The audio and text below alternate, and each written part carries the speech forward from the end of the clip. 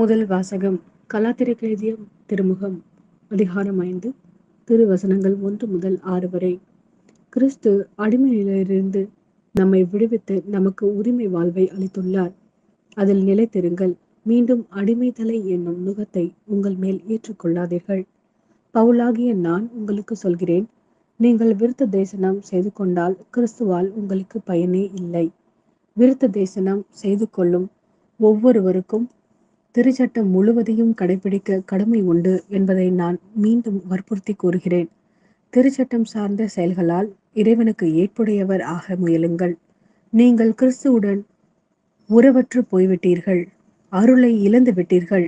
ஆனால் நாம் தூய ஆவியின் துணையால் நம்பிக்கையின் வழியாய் இறைவனுக்கு ஏற்புடையவர் ஆக்கப்படுவோம் என்னும் எதிர்நோக்கு நிறைவேறும் என ஆவலோடு காத்திருக்கிறோம். கிறிஸ்து இயேசுவோடு இணைந்து வாழ்வோர் விருத்த தேசனம் செய்து கொண்டாலும் செய்து கொள்ளாவிட்டாலும் அவர்களுக்கு எப்பயனும் இல்லை.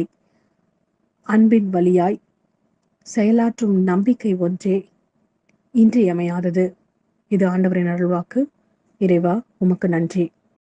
லூக்கா எழுதிய நற்செய்தி அதிகாரம் 11 திருவசனங்கள் 37 முதல் 41 வரை. இயேசு பேசிக் கொண்டிருந்த போது பரிசேயர் ஒருவர் தம்மோடு உணவு அருந்தும்படி அவரை கேட்டுக்கொண்டார். அவரும் போய் பந்தியில் அமர்ந்தார். உணவு அருந்தும் முன் அவர் கை கழுவாததைக் கண்டு பரிசேயர் வியப்படைந்தார். ஆண்டவர் அவரை நோக்கி கூறியது, பரிசேயரே, நீங்கள் கிண்ணத்தையும் தட்டையும் வெளிப்புறத்தில் தூய்மையாக்குகிறீர்கள், ஆனால் உங்களுக்கு உள்ளே கொள்ளையும் தீமையும் நிறைந்திருக்கின்றன. அறிவிலிகளே, வெளிப்புறத்தை உண்டாக்கியவரே உட்புறத்தையும் உண்டாக்கினார் அல்லவா? உட்புறத்தில் உள்ளவற்றை தர்மமாக கொடுங்கள், அப்பொழுது உங்களுக்கு அனைத்தும் தூய்மையாயிருக்கும்.